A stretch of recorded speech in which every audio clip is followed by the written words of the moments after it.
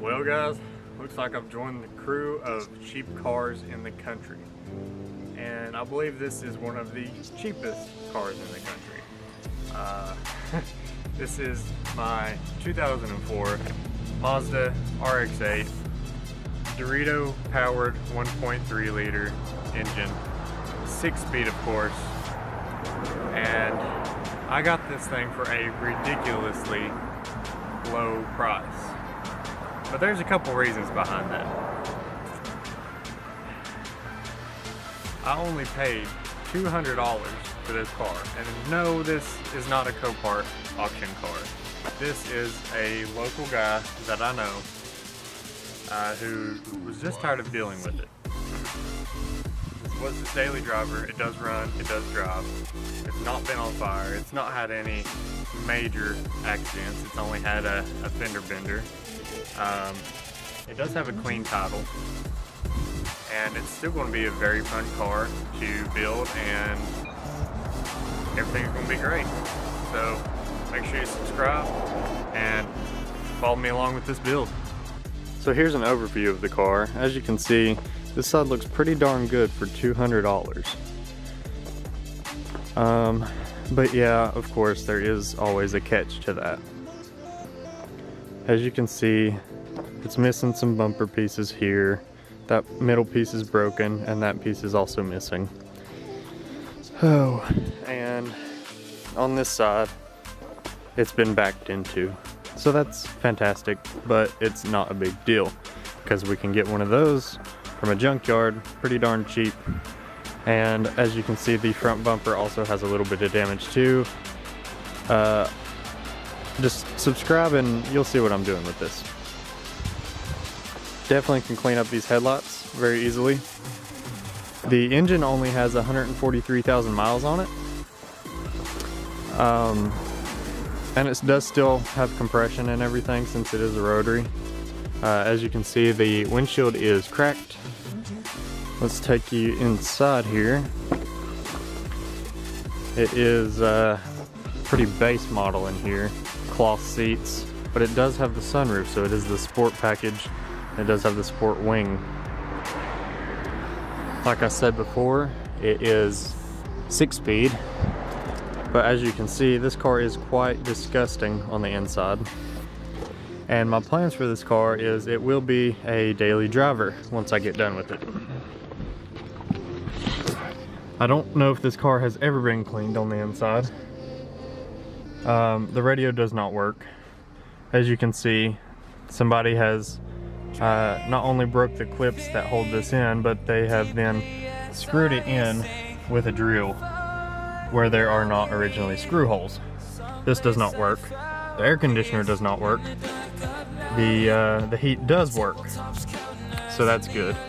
I did not know this was missing, but this is missing, the visor, and that visor is also missing, and the headliner is quite saggy.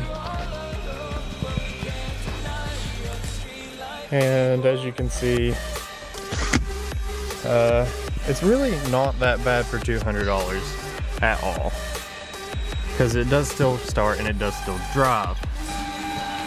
Here's a startup. There you can see the mileage. You can see that we have a check engine light on, a coolant light on. The e-brake light is on because I have the e-brake up. The traction control light, ABS light, low fuel level light, and then no seatbelt and the doors are open. Well, we can get rid of those. Shouldn't be too bad of a problem. Transmission shifts great. Engine revs really good.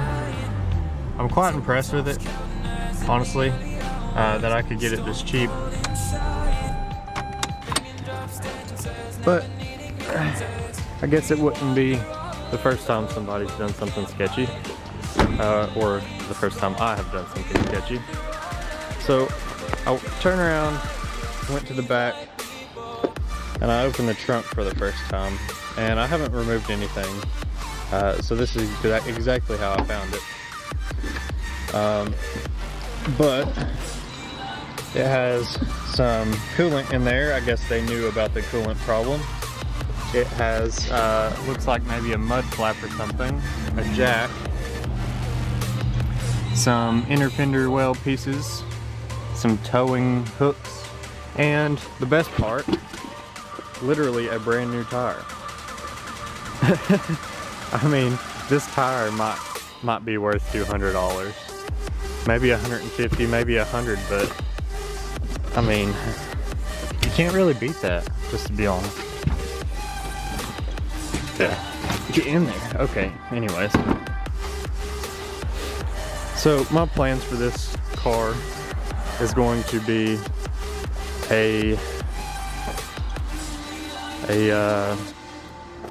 so my very first thoughts and plans on this car, I immediately had ideas as soon as I seen this car. Or actually as soon as I brought it home. The first thing that I'm going to do is go ahead and change the spark plugs, change the oil, and I will be videoing that. I'm going to probably do that today. But as far as design wise goes, the wheels will be getting replaced and the tires. I found a set that a buddy of mine has that will fit this nicely. We're going to lower the car, probably slam it on its guts and put a lip kit on it, or make a redneck lip kit. We're going to get creative with this car since I don't have much to lose on it. It's going to be painted an army green, and it's going to have satin black under it. I'm going to make it look very weathered and kind of rustic looking. We're going to do a cat delete on it. We're going to replace the clutch in it. The clutch seems to be about gone. The pressure plate is great. All of the clutch cylinders are fantastic, but the clutch plate itself is seemingly to be destroyed. Going to black out the windows. It's going to be like a fighter jet type look, and what better car to do this on than one that has a rotary engine which originated from airplanes. On the top here, I want to custom build a roof rack for it, and I might put one of those metal racks across this windshield, or this rear windshield, just to give it an extra tough look. It's going to have some stance. It's mostly going to be off for looks, but it's going to be a fun car, that's for sure. I'm not worried about power, I'm just worried about breaking necks. And that's exactly what we're going to do, is we're going to have a fun car that breaks necks. And it's going to be fun. So make sure you guys subscribe, and I'll follow up with the next video.